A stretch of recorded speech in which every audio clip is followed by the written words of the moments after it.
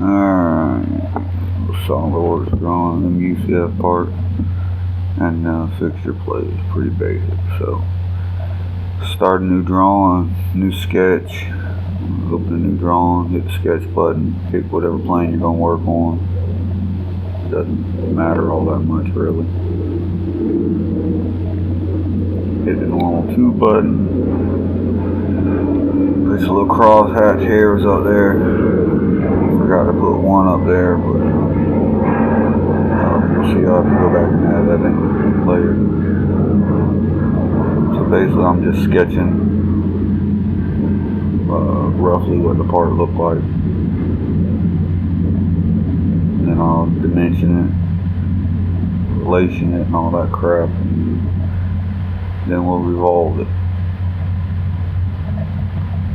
So basically that's what the part looked like.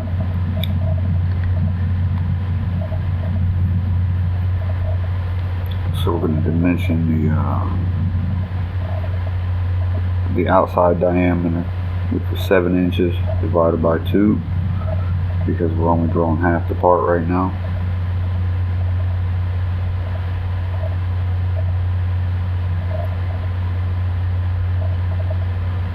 And the reason why we're not drawing on the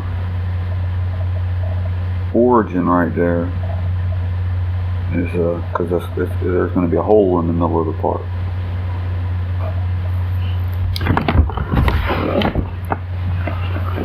So I'm going to dimension just one of those lines, 1/4 inch. You know, I'm just pulling numbers out my rear right here, and then I'm going to grab all the other lines and make all those lines equal too.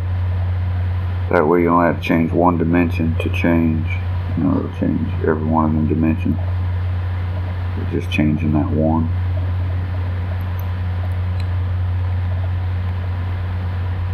And I'll add that top one. I should have added it in. I didn't even think about it.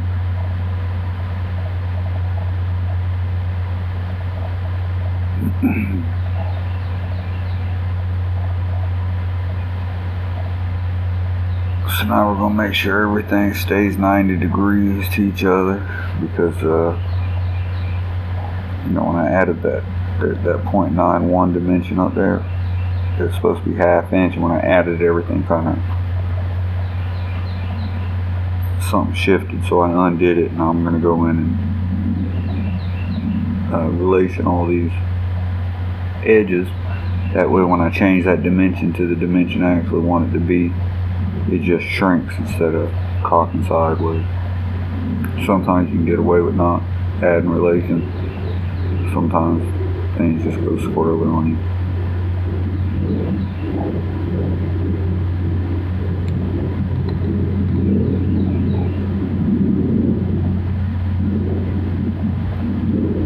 You know, once they're all relation, it can't kick sideways. So if you put a dimension on there and it just can't make that dimension work, it'll give you an error, which is what you want, right? So now we just double click that dimension, put 0.5 in, hit the check mark. There we go. So now it shrank up where we wanted it to be. And now I'm going to make those 2 dimensions equal. So if I change that one dimension, both of them will update. So now we're just going to revolve it. Or, excuse me. We got to put in, because remember we didn't put in the crosshair, so we got to put in the an axis to revolve around. So now we're going to pick the axis we want it to revolve around. And there you go. Just that easy. Hit the check mark.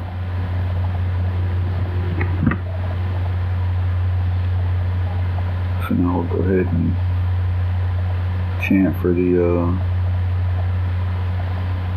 these edges right here. They weren't chamfered on the actual part, but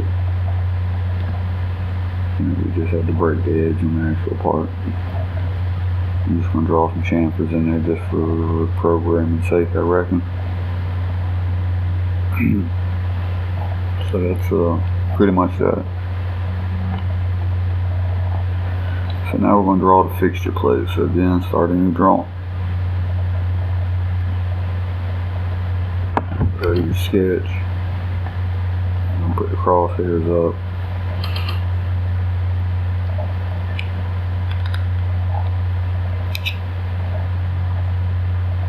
As you can see in crosshairs, it make it easy to put relations. You know, if you want something to be symmetrical, you can make it symmetrical about that center point.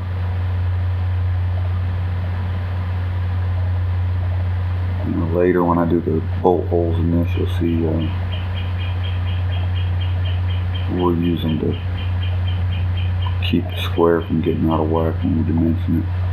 Basically, we just drew a circle, dimensioned it, clicked, went to the features tab, hit extrude. Now we're going to tell it how big we want it to extrude. We're going to extrude from the mid plane, even though it really don't matter on this part. That comes in handy sometimes. So there you go. I think it's like 0.6, 0.65 something. Again, just pulling it out the whole rear end. Now we're going to go back to sketch. We're going to sketch a square, pick the surface we want to sketch on.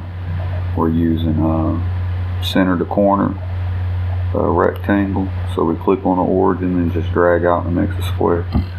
Now we're going to click all four sides and give them an equal relation.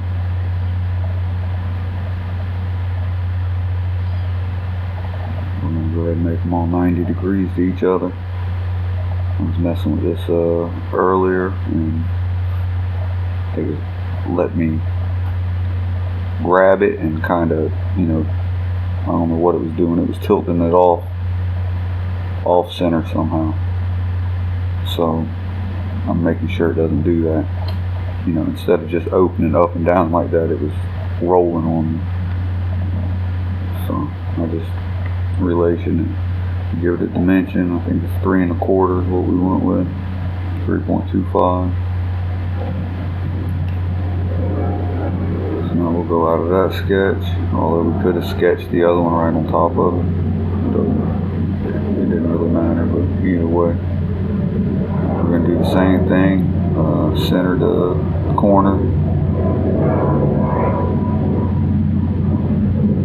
drag it out from the center, make our little square, do the same thing, pick all four sides, make them equal.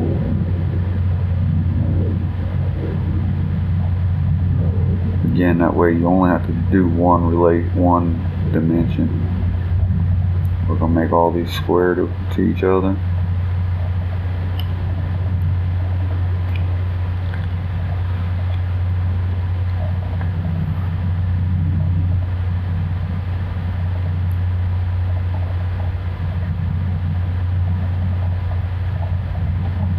So now we're going to go up here to the move entities or whatever it is. We're going to pick the rotate entities. Go ahead and right click and drag so it selects all of it. Right click on the top left and drag to the bottom right. Pick the origin of the center, tell it 45 degrees. I want to throw in some more sketch lines because this is the one that was going cattywampus on it. So again, we're going to use the relations just to make sure that it doesn't kick out one. I mean, it shouldn't, but I had a problem earlier, so it's just easier to take a second and put them in. So we're going to make everything symmetrical, and we're going to tie those points to those lines. So the points will be symmetrical about the lines, and then we're going to tie them to the lines.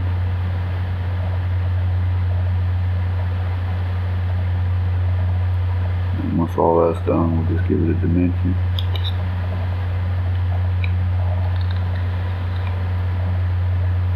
Again, we'll only have to give one of them a dimension because we made all four sides equal. You know, and again, the first four were for the table, and these four fit fixture plate that we got. You know, essentially, I'm sketching my hole locations is what I'm doing. That way I can just drag and drop. So now that's done, we'll exit out the sketch. We'll go into the hole wizard, pick straight hole, 1/2 inch, through all, hit position, click the face, and now we'll just drag them right to each one of those points.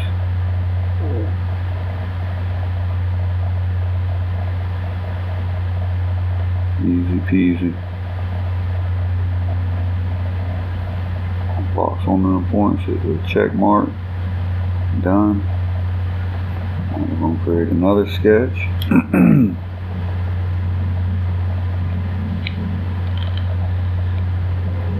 Another square from the center. Hit on that vertex, drag the square out.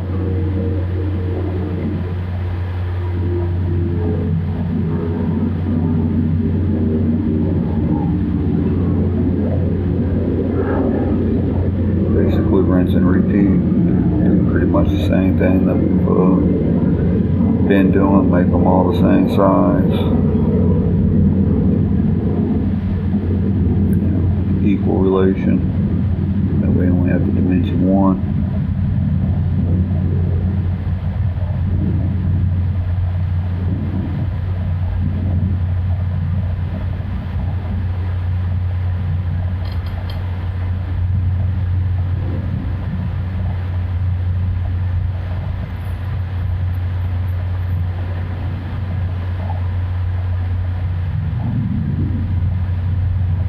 All perpendicular to each other.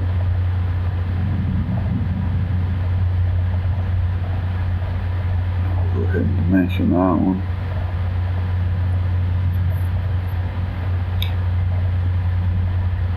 I think we said 2 inches.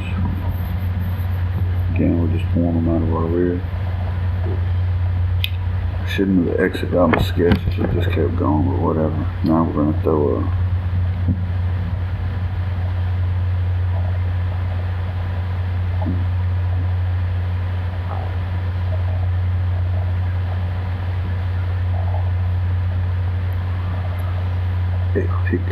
8 sides. And we'll pick, I'm trying to make them parallel, but it didn't give it to me. So you make them perpendicular. And pick that. Just pick 2 angles you want right to each other. That way it'll cock it, and that puts my points in between the holes that are already there. Just buys you a little bit of space, I guess you could say. I didn't like that size, so I'm going to go with the number that I had in my head in the first place. So I should have just went with it in the damn beginning, right? So there you go. So now we'll exit that. We'll exit out a sketch. Basically, there's a radius in there, and I was just dimensioning the radius, which the radius is across the flat.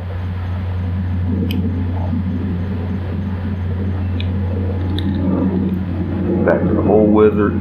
This time we'll pick tap, go to 7/16, 14 I think it is, 4th thread. Pick that face for the position, and then just again drag and drop your holes onto your sketch. Easy peasy. And these are going to be tapped holes, and this is for clamping. The first 8 holes were for mounting this fixture down, and these holes are just giving you options for bolting it down, bolting the part down, clamping the part to it. So then we'll go over here to little glasses and get rid of the sketch marks off of it, so you don't see all that crap on the drawing on the part no more. Now we're going to chamfer it. We're going to tell it 25 thousandths. Pick the face, and by picking the face, it automatically chamfers all the holes. Hit the old check mark, And that's pretty much that. We should have drawn another circle on it and extruded halfway down and made it 699, because that's technically what it's supposed to be. But I'll put that in before we do the programming, just so you can see the programming on it. That's about it there.